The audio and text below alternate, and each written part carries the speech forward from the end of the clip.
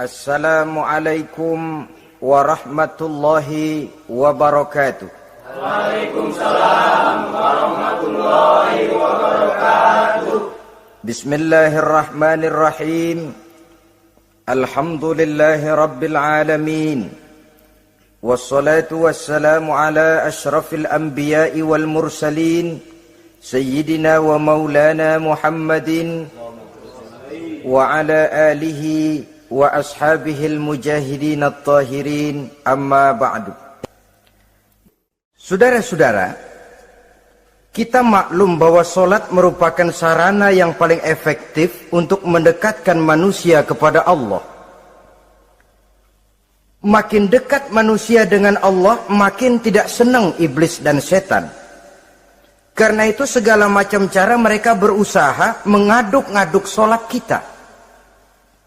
Dan sesungguhnya, jikalau kita mengerjakan sholat, itu kan targetnya cuma dua.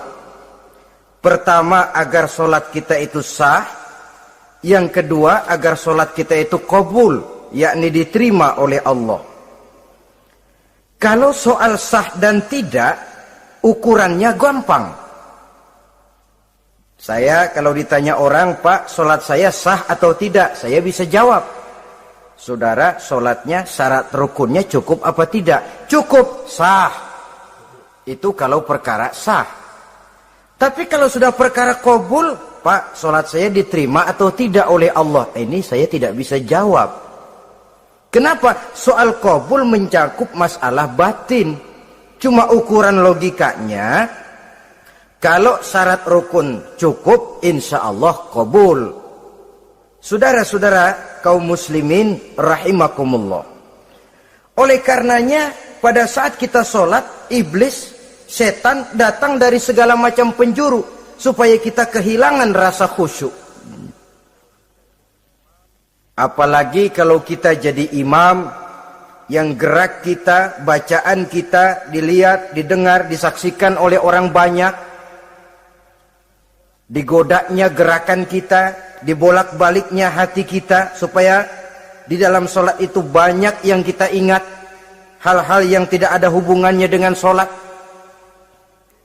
Kadang-kadang belum sholat kita ribut nyari pulpen, nggak ketemu, begitu takbir ingat pulpen di atas lemari. Mulai goncang lagi niat kita sholat. Kadang-kadang kalau hati tidak bisa dipermainkan, iblis berbisik lagi. Gerakan kita dalam sholat tidak mencerminkan kekhusyuan. Kalau gerak juga ternyata masih bisa khusyuk, bacaan kita dibuatnya kita seperti dikejar-kejar waktu. Sholat isya misalnya, dengan cara kilat khusus, super singkat. Saya katakan tadi, apalagi kalau kita jadi imam, iblis mudah mendatangkan penyakit riya. Karena mengimami orang banyak, lalu supaya dikira alim, dibuatlah sholatnya itu mantep-mantep. Surahnya dicari yang panjang-panjang, paling pendek sabbihis sama wadduha. Tapi kalau sudah sholat sendirian, cukup inna a'toinakal kautsar sama kul huwallahu ahad. Kayaknya khusyuk bukan main. Kalau imam, bahasanya dipaseh-pasehin kayak orang 16 tahun di Mekah. Usolli fardhol maghribi salasa raka'atin. Saudara-saudara kaum muslimin yang berbahagia, oleh karena salat merupakan sarana yang paling efektif untuk mendekatkan diri dengan Allah, maka orang yang khusyuk di dalam sholatnya merupakan musuh utama daripada iblis. Sekarang bagaimana bisa khusyuk caranya? Kalau khusyuk 100%, rasa-rasanya sulit. Untuk sampai ke arah sana orang memerlukan tahapan. Kepada Imam Ali karramallahu wajhah, baginda Nabi pernah memberikan satu tes case. Ali, saya ya Rasul, kalau kau bisa sholat 2 rakaat saja dengan khusyuk, aku kasih hadiah sorban. Baik ya Rasul. Sembahyang Imam Ali. 2 rakaat. Selesai sholat, assalamualaikum, wassalamualaikum. Rasul bertanya, yang mana sorbannya li? Tanpa nengok, Imam Ali menjawab, yang hijau ya Rasul. Setelah menjawab yang hijau, Rasul berkata, kamu tidak khusyuk li. Kenapa? Soalnya tadi waktu sembahyang mikirin, nanti kalau ditawarin sorban pilih yang hijau aja ah. Sehingga begitu ditanya, refleks menjawab, yang mana li? Yang hijau saja ya Rasul. Oleh karena itu, menurut Al-Imam Nawawi, pada tingkatan yang paling sederhana, sudah sampai ke tingkat khusyuk, asal pada waktu takbiratul ihram ingat kepada Allah. Tapi jangan lupa, itu tangga pertama. Jangan ada fatwa begini lalu aman. Yang penting kan takbirnya ingat Tuhan, belasononya mau kemana kek. Bukan itu. Itu pada tingkatan pertama sudah sah dipandang khusyuk solatnya orang awam, asal pada waktu takbiratul ihram dia ingat kepada Allah. Tetapi harus terus berusaha agar sepanjang solat dia ingat kepada Allah. Caranya bagaimana? Pertama, menanamkan diri bahwa pada saat kita sedang mengerjakan solat, yang lain tidak ada kecuali Allah. Yang kedua, berusaha memahami apa yang kita baca. Sehingga pada saat kita sujud, subhana rabbiyal a'la wa bihamdi, terbayang kemahasucian Allah, kemahatinggian Allah. Sehingga hati tidak mengembara, mulut berucap, hati mengikuti apa yang diucapkan. Yang kadang-kadang membuat hati kita jalan-jalan, badan di masjid, badan takbir, badan ruku, tapi hati di pasar, hati di kantor, hati di pabrik. Karena yang kita ucapkan tidak berakar di hati. Yang kita baca kita nggak tahu artinya. Sangat boleh jadi hati lalu mengembara kemana-mana. Jadi untuk menopang kekhusyuan ini, cara yang paling efektif, pertama, tidak ada yang lain pada waktu kita sholat kecuali Allah. Yang kedua, berusaha memahami apa yang kita baca. Dikala kita sujud dikala kita duduk di antara dua sujud, Rabbighfirli, ya Allah ampuni dosa saya, warhamni, kasihani saya, dan selanjutnya. Mulut membaca, hati mengikuti. Dengan mengikuti, hati tidak terlalu mengembara, ada tempat dia kembali. Saudara-saudara kaum muslimin rahimakumullah. Itu yang kelima. Yang keenam, yang menjadi musuh iblis, mukminun nasih. Orang mukmin yang suka memberikan nasihat. Orang mukmin yang suka memberikan petunjuk. Termasuk juru-juru dakwah, para mubaligh itu merupakan musuh utama iblis. Kenapa? Tiap hari iblis kampanye. Tiap hari iblis mengajak dengan segala macam cara yang kalau perlu dia berikan kamuflase. Dia berikan fata morgana. Kalau perlu yang haram dia bungkus dengan merek halal. Kalau perlu kejahatan dia bungkus dengan baju kebajikan. Istilahnya racun diberi merek madu. Dan itu wajar. Cuma kita tentu harus punya filter, daya saring positif agar tidak salah pilih. Karena iblis ini pintar betul. Kalau kita khusyuk dalam sholat, dia tanamkan kepada kita misalnya seperti tadi itu. Sholatmu memang hebat, khusyuk. Di kampung ini tidak ada orang yang sholatnya seperti kamu. Tertanam itu dalam hati kita, timbul ujub. Akhirnya, iya. Gue lihat-lihat di kampung sini kagak ada yang sembayangnya kayak gua. Nah, sudah masuk iblis. Jadi, dia pandai mengikuti gerak hati dan irama denyut jantung manusia ini. Kemana kecenderungan manusia, ke situ dia masuk. Pendeknya iblis itu ibarat tukang joget, dia ngerti bener irama kendang. Saudara-saudara kaum muslimin rahimakumullah. Termasuk juru-juru dakwah, para mubaligh, orang yang suka memberikan nasihat ini. Mereka memberikan filter kepada umat, kepada jamaah, jangan sampai salah pilih. Dan iblis menyesatkan kita supaya kita salah pilih. Satu contoh ringan. Kalau di depan saudara ada 2 buah gelas, yang segelas isinya jamu, yang segelas sirup. Kira-kira saudara minum yang mana? Jamu. Jamu apa sirup? Jamu. Sirup apa jamu? Jamu. Orang yang pikirannya panjang, dia pasti minum jamu.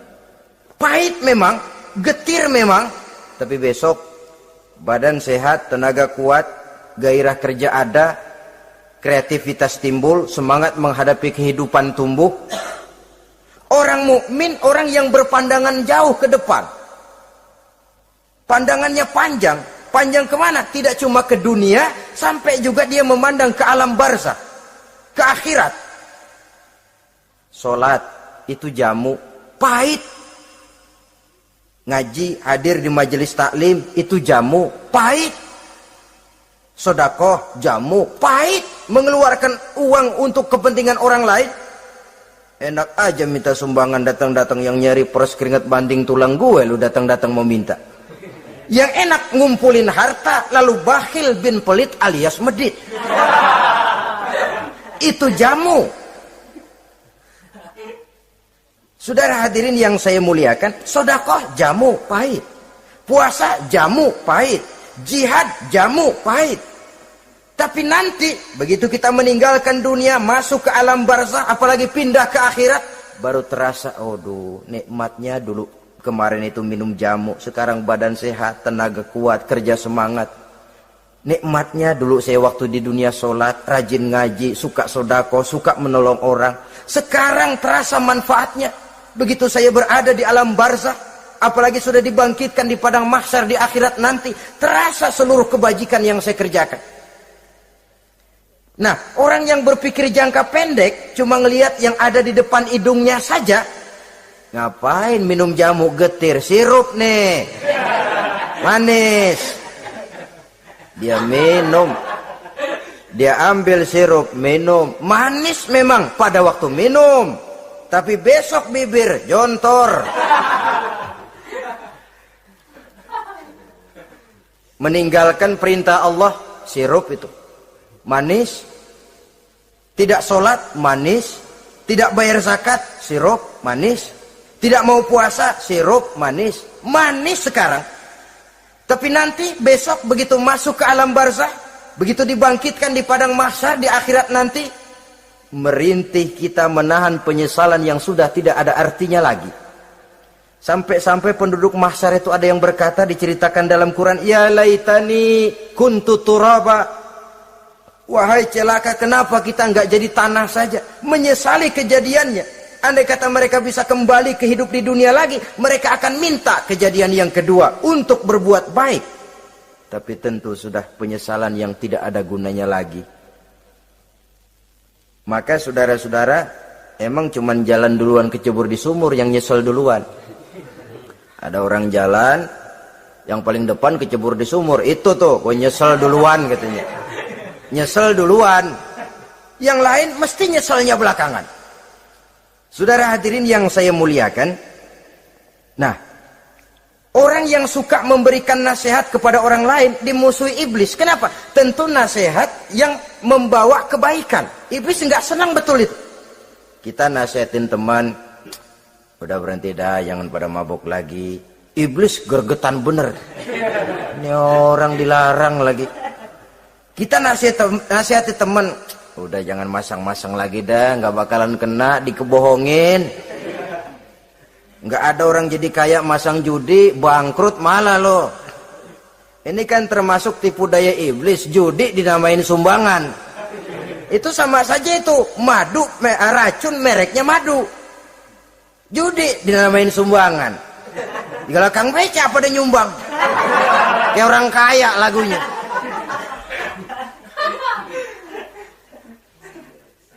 Saudara-saudara kaum muslimin rahimakumullah, adalah kewajiban kita memang untuk tawasau bil haq, saling nasihat menasihati. Setiap kita juru dakwah, setiap kita wajib menyampaikan apa yang sudah kita tahu kepada orang yang belum atau kurang tahu. Saudara yang bisa bismillah wajib mendakwahkan bismillah itu kepada orang yang belum tahu bismillah. Saudara bisa Fatihah harus menyampaikan itu kepada orang yang belum bisa Fatihah. persetan dengan orang lain. Apalagi yang cuma kerjanya ngeritik saja, lu baru bisa Fatihah doang udah ngajar. Biar aja yang diajarin gak bisa Fatihah kok. Apa masalahnya pemerataan di bidang keilmuan? Sebab memang biasa penonton itu selalu lebih pandai menilai, kayaknya lebih pintar dari yang main. Sama saja orang nonton bola ngomel melulu, padahal dia sendiri belum tentu bisa main. Dengerin orang pidato pun begitu, monten bisa. Wah, kalau dia yang pidato 1 jam kayak semenit. Tapi kalau si Ano tuh kita udah pegel belum juga mau berhenti.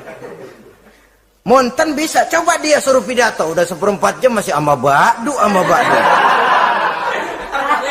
Apa mau dibilang ama ba'du?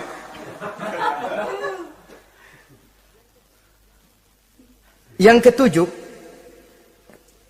yang menjadi musuhnya iblis, taibun sabitun ala taubatihi, orang yang bertaubat dan tetap di atas taubatnya. Secara jujur, tidak ada manusia yang tidak punya salah. Dan orang yang baik memang bukan orang yang tidak punya salah. Karena tidak ada orang yang tidak punya salah.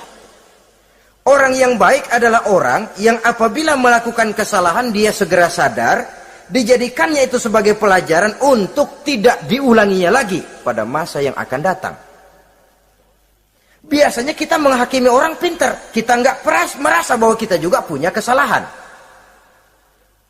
Kalau kita ngelihat maling ayam kita teriak, padahal kita nyolong kambing. Lebih besar dari si maling ayam, merasa diri lebih benar dari yang lain, padahal kita lebih kotor dan lebih jelek. Hilang sifat introspeksinya. Yang kita musuhi, yang kita caci maki, tahu-tahu kita sendiri yang melakukannya. Saudara-saudara kaum muslimin, orang yang bertaubat dan tetap dalam taubatnya stabil, itu musuh iblis. Apa ada orang yang taubatnya nggak tetap? Ada, yang istilah kita taubat sambal namanya. Kalau dia makan sambal kepedesan, taubat makan sambal. Besok mau makan kagak ada sambal, ngomel. Mana sambal? Kemarin udah taubat, sekarang mana sambal? Ini taubat yang namanya taubat sambal. Istighfar, habis istighfar, nyolong lagi. Istighfar lagi. Besok nyolong lagi, istighfar lagi. Itu taubat yang tidak tetap namanya. Allah Maha Pengasih dan Penyayang dengan segala kebesarannya. Ia akan memaafkan segala perbuatan yang bersifat salah dari hamba-hambanya. Cuma manusia kadang-kadang yang tidak mau memaafkan dirinya sendiri. Amat dungu manusia macam ini. Membiarkan dirinya hanyut berlarut dalam lembah dosa. Sementara dia diberikan umur, tidak digunakannya untuk bertaubat. Innallaha yaqbalu taubatal abdi ma lam yugharghir. Allah senantiasa akan menerima taubat seorang hamba sepanjang nafasnya belum sampai di tenggorokan. Kalau nafas sudah sampai di tenggorokan baru berniat taubat, kasib terlambat. Kayak Fir'aun. Fir'aun itu begitu ditenggelamkan di lautan merah, udah cengap-cengap mau mampus, baru ngomong dalam sekaratnya, amantu bi Rabbi Musa wa Harun. Kalau begini mah saya juga percaya sama Tuhannya Musa. Udah sekarat baru mau taubat, malaikat maut gemes banget dilelepin, mati.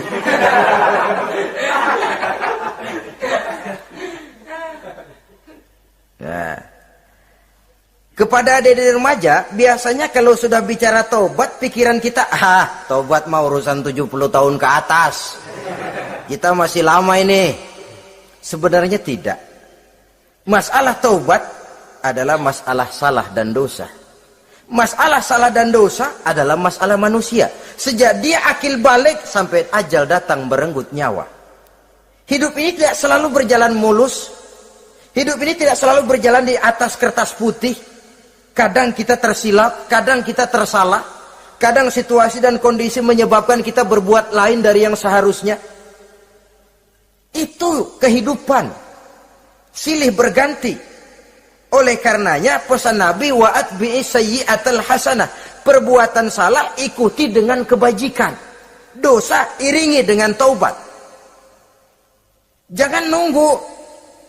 Saya untuk taubat takut nanti bikin lagi. Nah, ini namanya punya harapan mau bikin lagi. Nanti aja dah kalau tua-tuaan. Saudara, kalau dosa itu ditumpuk, itu sama saja kotoran yang menodai hati. Kalau kotoran gak rajin kita bersihin, dia akan berkarat. Dan kalau sudah berkarat, sudah sulit untuk dibersihkan. Itu makna ungkapan Imamul Ghazali, hati manusia sebening kaca. Lapisan dosa yang dia kerjakan adalah debu yang menutupi jernihnya kaca. Orang yang bersih dari dosa, dekat dengan Allah, hatinya jernih seperti kaca. Dari hati yang jernih, radarnya kontak kepada Allah. Sinyalnya nyambung channelnya itu. Getarannya hebat. Wajar kalau lalu dia bisa tahu apa yang besok akan terjadi. Diberitahu oleh Allah. Yang namanya ilmu laduni itu. Ilmu yang ditransfer langsung oleh Allah. Karena kebersihan hatinya. Mana ada orang gak belajar bisa pinter. Iya, kalau hatinya butek emang gak ada. Tapi kalau Allah mau berberangkat dari hati yang bersih, yang kontaknya nyambung kepada Allah, hati itu seperti kaca, kata Imam Ghazali. Dosa yang kita lakukan adalah debu. Kalau debu sedikit datang kita lap, datang lagi kita bersihin, datang lagi kita bersihin, insya Allah nggak sampai jadi noda di atas kaca itu. Tapi kalau nunggu debu itu sampai bertumpuk, besok aja ngelapnya dah, besok aja ngebersihinnya, bertumpuk dia, sulit membersihkannya. Walaupun kena, nodanya tentu tertinggal di atas kaca itu. Karena itu, dalam kehidupan remaja misalnya, pemuda misalnya, kita tidak bisa menolak mode, tidak bisa menolak musim. Modenya disco, modenya breakdance, modenya joget, modenya jaipongan. Mode pada waktunya habis, ya habis. Tapi bagaimanapun dia akan punya dampak, memberikan bekas dalam membentuk kepribadian. Dan ini efek yang tidak kita inginkan. Efeknya, bukan modenya itu. Jadi oleh karenanya, saudara-saudara, masalah taubat bukan masalah 70 tahun ke atas. Tapi masalah manusia, sejak dia akil balik sampai ajal datang merenggut nyawa. Sepanjang nafas belum sampai di kerongkongan, Allah akan menerima taubat seorang hamba. Bahkan dalam hadis qudsi Allah menyatakan, "Lau amiltumul khotoya hatta mala'atis sama, thumma nadimtum, fataballahu alaikum." Kalaupun kamu berbuat dosa sampai penuh langit dengan dosamu, kemudian kamu bertaubat dan menyesal, Allah pasti akan menerima taubatmu. Jadi orang yang taubat dengan sebenarnya dan tetap dalam taubatnya, itu musuh iblis. Tapi orang yang taubatnya angin-anginan, iblis demen banget. Dari sembahyang, besok mabok, besoknya lagi nyolong, besoknya lagi zina, besok taubat lagi. Kata iblis, surak, iya lo gocet dah Tuhan.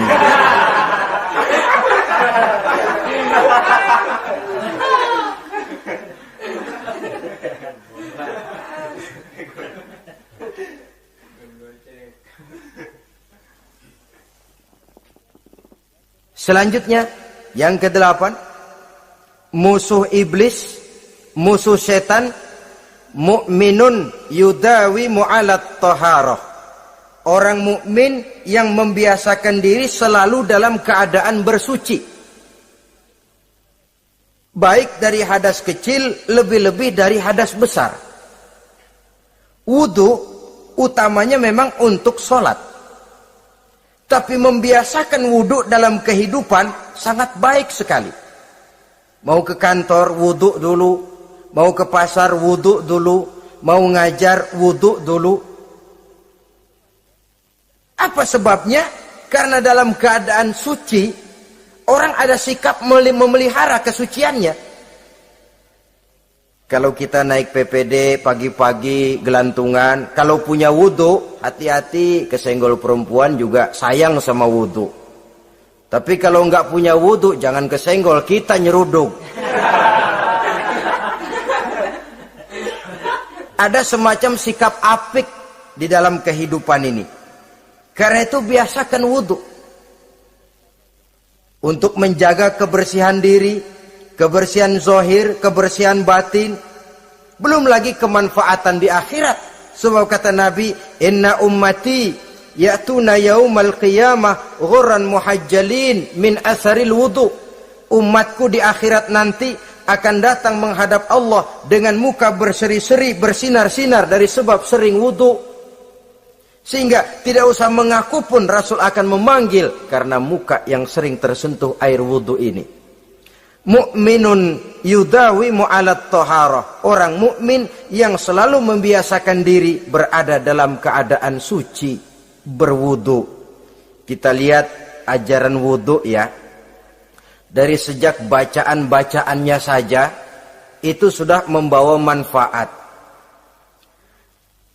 Lalu dari segi bahwa kita manusia sering tersilap melakukan dosa-dosa kecil. Dosa-dosa kecil itu oleh air wudu dia rontok. Tangan kita suka colak-colek. Pada saat membasuh dua tangan, Allahumma inni as'alukal yumna wal barakah wa a'udzubika minasyu'mi wal halakah. Dosa yang ada di tangan itu rontok. Mata kita suka pelatat-pelotot, nggak karu-karuan. Pada saat membasuh muka, nawaitu raf'al hadasil asghar. Dosa yang ada di mata rontok. Dari segi pembersihan batin. Belum lagi dari segi pembersihan zahir. Sehari semalam kalau 5 kali saja kita terkena air wudu, itu sudah menjaga kesehatan dan kebersihan. Saudara-saudara kaum muslimin rahimakumullah. Yang kesembilan, orang yang menjadi musuh iblis yaitu mutawarra'un anil haram. Orang yang memelihara diri dari yang diharamkan oleh Allah. Terpelihara dirinya, terpelihara yang dimakannya, yang diminumnya dari jenis-jenis yang haram, baik sedikit maupun banyak. Jangan cuma teriak haram waktu sedikit, tapi giliran banyak halal. Sama saja orang dikasih tahu, itu ada cerita anak-anak, Pak Haji punya anak main judi, dikasih tahu, Pak anak bapak main judi, astagfirullah katanya. Tapi menang Pak, alhamdulillah.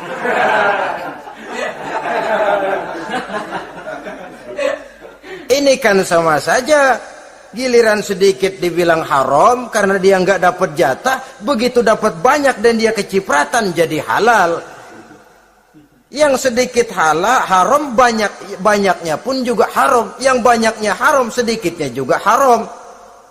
Ada orang bilang minuman keras kalau nggak mabokkan nggak haram. Yang memabokkan banyaknya, sedikitnya tetap saja haram. Ma askaro kasiruhu faqaliluhu haramun. Apa yang banyak menyebabkan jadi mabuk, sedikitnya pun juga haram. Saudara-saudara kaum muslimin, yang ke-10 yang terakhir, musuh daripada iblis ialah mukminun rahimun, orang mukmin yang berhati pengasih, orang mukmin yang suka menyambung silaturahmi, orang mukmin yang tidak suka bertengkar, orang mukmin yang tidak suka marah-marahan. Kalaupun terpaksa marah, tidak lebih daripada 3 hari. Jadi boleh saja marah kalau alasannya tepat, tapi nggak lebih dari 3 hari. Kalau perlu bikin perjanjian, kita marah ya, 3 hari. Itu limit, tidak halal kata Nabi bagi seorang muslim menjauhi saudaranya lebih dari 3 hari. Tidak halal itu artinya haram. Kita ini kadang-kadang kalau sudah marahan sama tetangga kah, sama teman kah, kadang-kadang suka berlaku perpanjangan waktu. Tidak cukup perpanjangan waktu, ditambah lagi perpanjangan generasi. Nggak cukup kita yang marah, orang lain kita sundut-sundut supaya ngikut marah lagi. Marah pakai ngundang. Kayak mafia lagunya. Udah dia marah, orang lain lagi disuruh marah. Saudara hadirin yang saya muliakan, mukmin yang punya sifat belas kasih, berhati jernih, itu musuh utama dari iblis. Tapi mukmin yang suka marah-marahan, tukang hasut dan tukang bakar, itu teman-teman iblis. Oleh karena itu, mudah-mudahan kita semua menjadi musuh iblis. Dan jangan menjadi musuh iblis. Jangan menjadi teman iblis. Sebab iblis sudah kadang memproklamirkan permusuhan. Sekali dia musuh kita, selamanya dia akan tetap menjadi musuh kita. Berusahalah untuk menjadi musuh iblis. Dan jangan sekali-kali toleransi. Jangan berusaha menjadi teman iblis. Inilah yang kita bicarakan pada pertemuan ini. Mudah-mudahan ada manfaatnya. Terima kasih atas segala perhatian. Mohon maaf atas segala kekurangan. Wassalamualaikum warahmatullahi wabarakatuh. Waalaikumsalam warahmatullahi wabarakatuh. Berkumpul di padang mahsyar, tiap orang sibuk dengan persoalannya masing-masing. Matahari waktu itu didekatkan oleh Allah.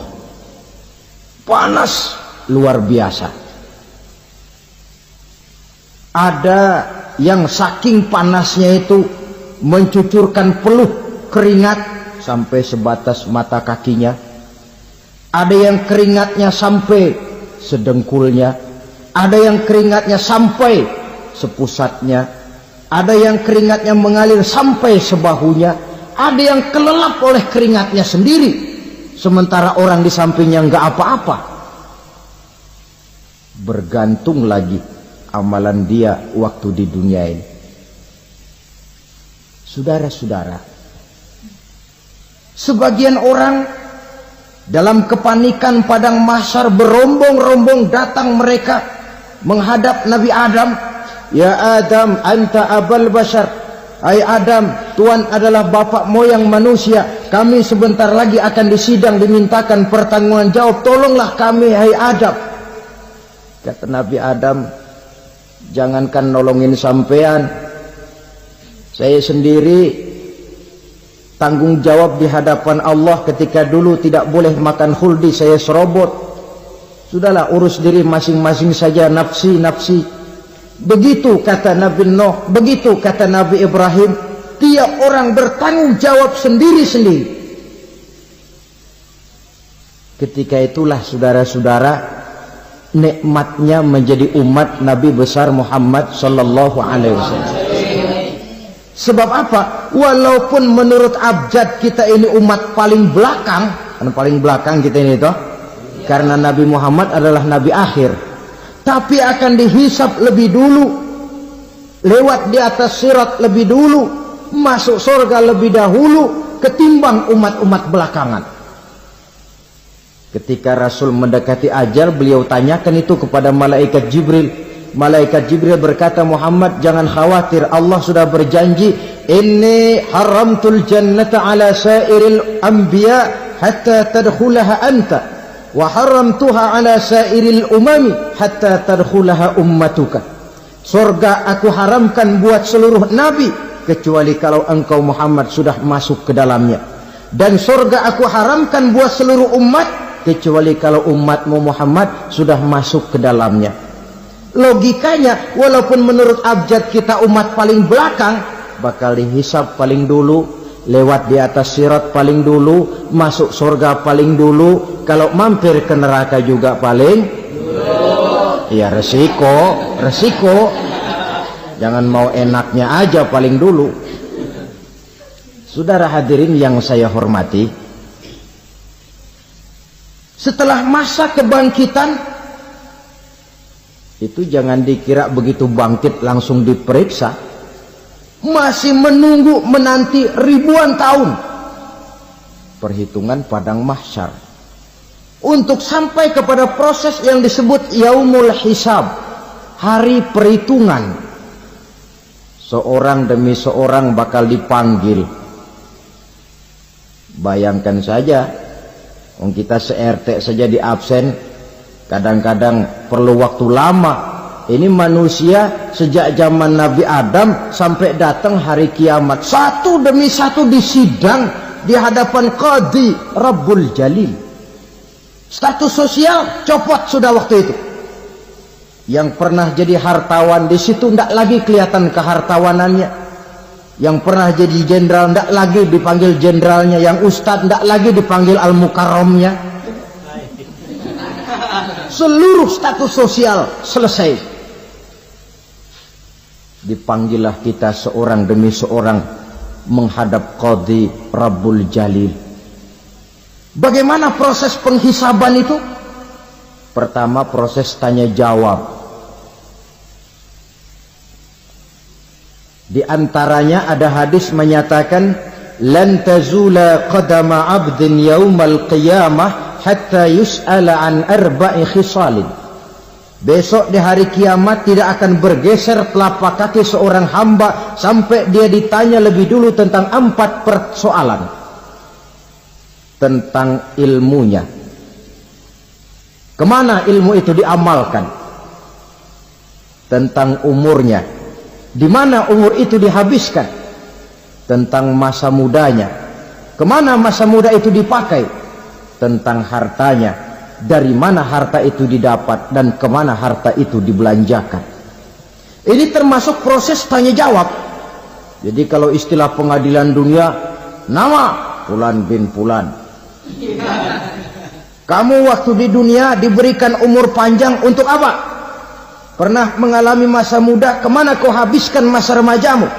Kau diamanahkan ilmu, dengan apa ilmumu kau amalkan? Kau diberikan harta, dari mana harta kau dapat, kemana kau belanjakan? Tak seorang pun yang bisa mungkir. Sebab apa? Dikala itu yang menjadi saksi bukan orang. Yang menjadi saksi adalah seluruh anggota badan kita.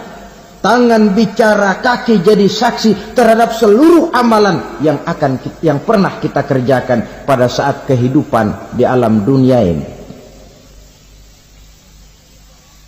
Selesai proses tanya jawab, lalu diperlihatkan buku catatan kita waktu hidup di dunia ini.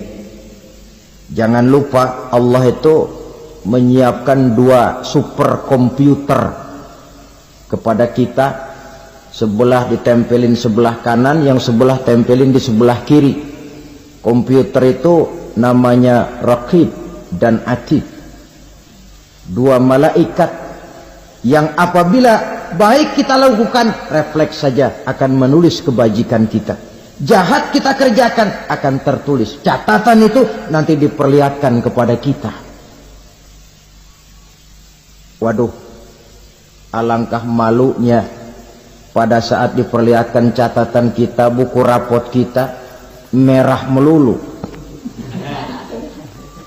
Barangkali diperiksa sambil diomelin, brengsek lo. Buku merah melulu begini, bagaimana waktu hidup di dunia? Tidak cukup diperlihatkan buku catatan kehidupan, rekaman kehidupan.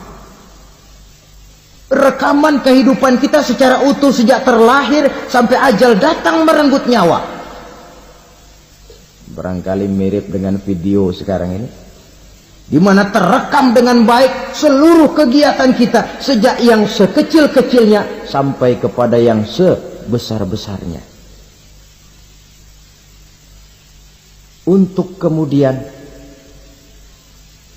kita pun menerima balasan. In khairan fa khairun wa in syarran fa syarrun. Kalau baik ya baik balasannya, kalau jahat ya jahat juga balasannya. Catatan-catatan kita diberikan. Kalau banyak kebajikannya diberikan di tangan kanan dengan cara yang halus. Kalau banyak kejahatannya diberikan dari sebelah kiri atau dilempar dari belakang. Itulah sebabnya sejak di dunia ini kita sudah mohon kepada Allah. Ketika berwudu membasuh tangan kanan, apa kita bilang? Allahumma a'tini kitabi biyamini wa hasibni hisaban yasira. Ya Allah, berikan saya kitab di tangan kanan, dan kalau saya memang perlu dihisap, hisaplah saya yang seringan-ringannya. Tangan kiri berlindung kita kepada Allah, jangan sampai diberikan kitab di tangan kiri atau dari arah sebelah belakang. Wa a'udzubika an tu'tiya kitabi bishimali aw min wara'i zuhri, dari arah sebelah belakang. Na'udzubillah min dzalik.